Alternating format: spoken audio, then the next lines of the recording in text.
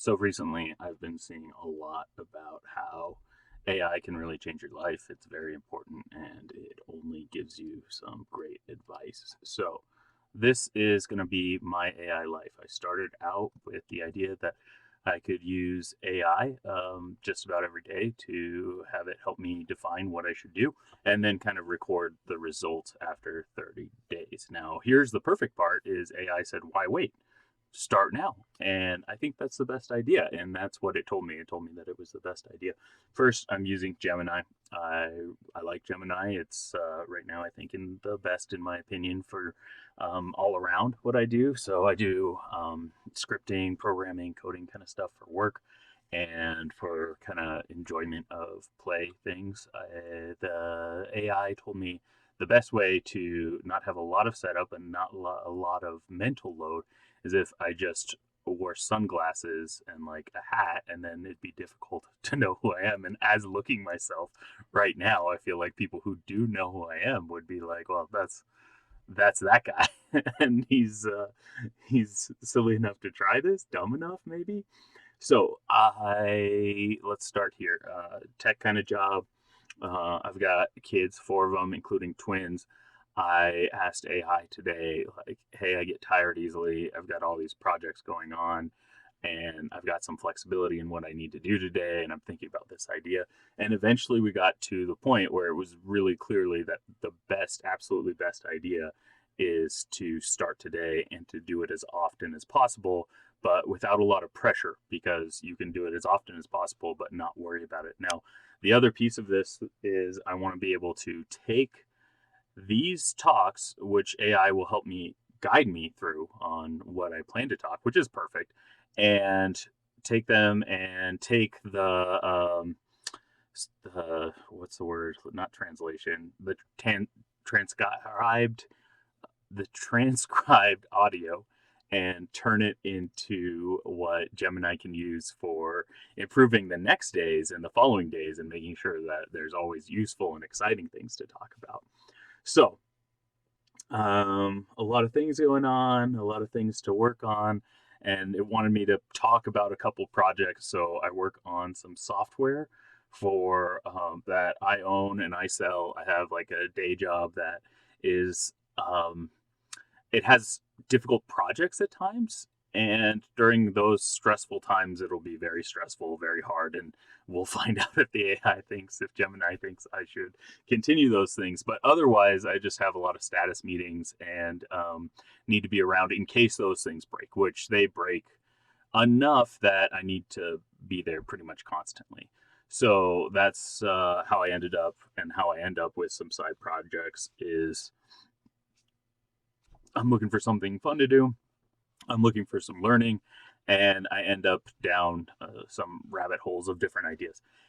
So this is what it does. And again, my goal was let's just see what AI tells me to do if I ask it to kind of give me advice every day or focus my day. Or so Gemini, as I'm using it right now, and I don't know if this is true for everybody or feature I enabled, it will kind of conglomerate all of the ideas and all of your history um, into your next answers and so on.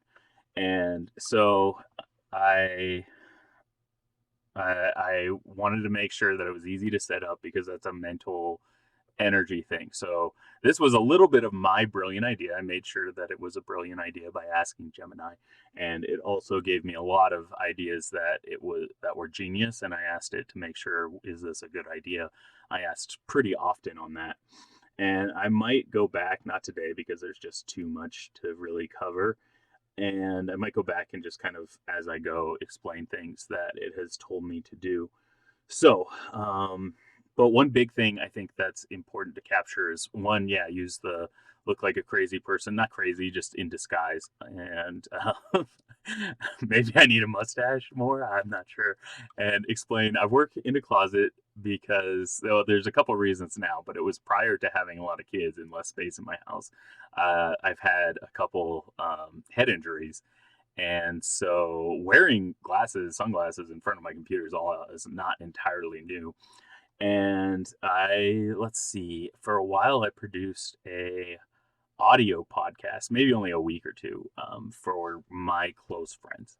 And within that, it was a lot of fun, but I don't think there were more than 10 people that I sent it to, ever, per day, and like their wives or girlfriends. And then I told them not to share it. So I'm thankful that I think they all respected those wishes. Okay, so what it told me to talk about today is what one of my side things that I worked on recently and have been working on is building a trading card game. So what happened, let's see. So my son really likes Pokemon, and probably we'll have a day where we talk about Pokemon because I'm sure Gemini again will think that that's a great idea. And we were looking at like getting into the card game, but he's like 5, 6 years old. It's really difficult when there's so many details. And so I looked at the card game. I looked at like things that I liked and wanted to enjoy. And I think I've always wanted to get him like more involved in kind of like sci-fi universes and like spaceships and stuff. So my idea was to build a simpler game around the idea of spaceship battles. And it went pretty well. I think it's a pretty fun game, but the first thing I did was just massively large, way too big. And so, again, going through this idea of like, hey, if this was the day that I talk about building a trading card game, one, I think it's okay to start with a massive idea and learn how to scale it back. I think that's a problem I have and a lot of people have is, you start with such a big idea and you do all of it, and then it's awful. Is looking for resources that help you scale it back and probably the research beforehand. And so let's see. I built this game. The ships could like evolve and level up, and it was fun, but it was still too much. So went online, found some interesting stuff on one person. It was like talking about energy in a game or mana, or I think in Magic it's like lands or something like that. That's kind of a complicated thing, and also turns decks into these massive like where most of your stuff is like energy. So I was looking around and I read something and it was like just get rid of the energy, and I was like, oh, that's complicated because your guidelines, what you're used to looking at is energy or building these massive kind of decks as you go along. And then the other thing it brought up was like, why do we evolve something during a card game? Why not just start with what it is and play through with what it is?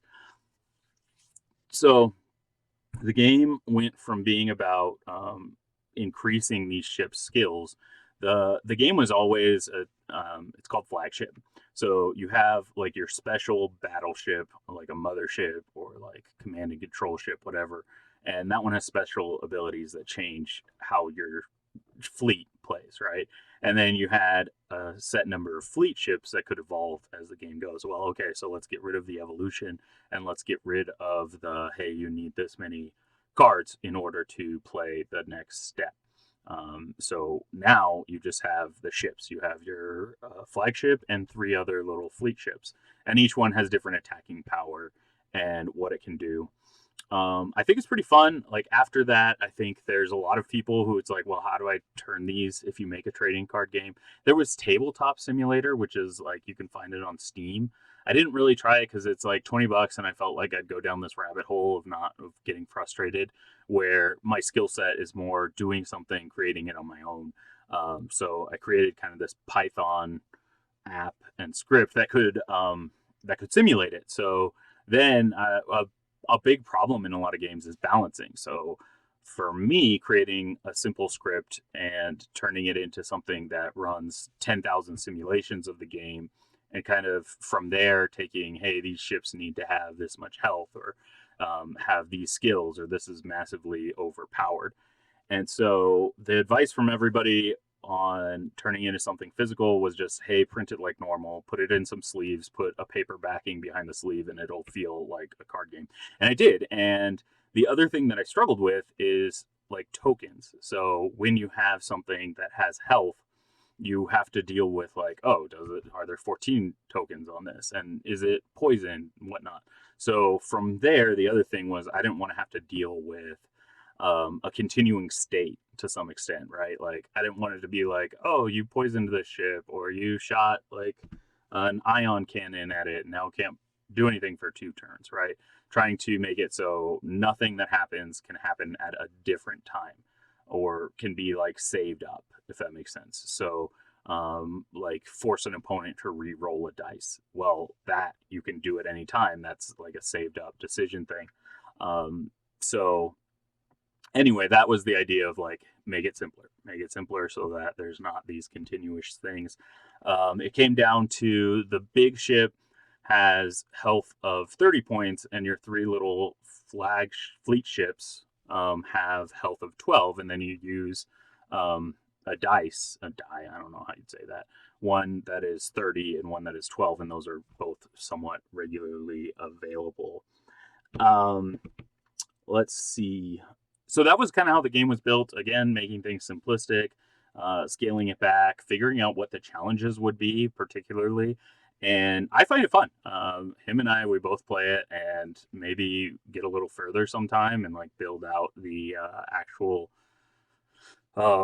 like print them and maybe like make boxes. And there's a local game store that we know where it'd be fun to like take it down, test play, see, turn it into something. And let's see. I think that's about it. I feel like there was one other thing that I'm trying to think of regarding building that. So yeah, I think that's it. I think if you're someone who's said to yourself like, "Hey, I really want to build a board game or a trading card game," and just kind of figuring out your best situation, like how you would do it, if that makes sense. Um,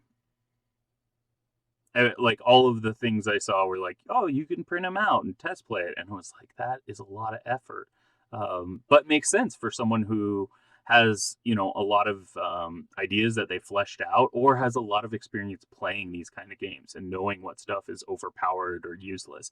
I don't play a ton of card games, and so it was kind of like this learning experience. The other thing is for us, pictures. He has a really good memory. Um, that's like every kid's different. You kind of learn what your kids are good at, and our older kids have very good memories. And it's kind of funny. Maybe I'll talk about that more sometime. And I think I don't want to talk about my kids a ton, not because I don't care about them. I just think it's an easy thing for people to not care about. So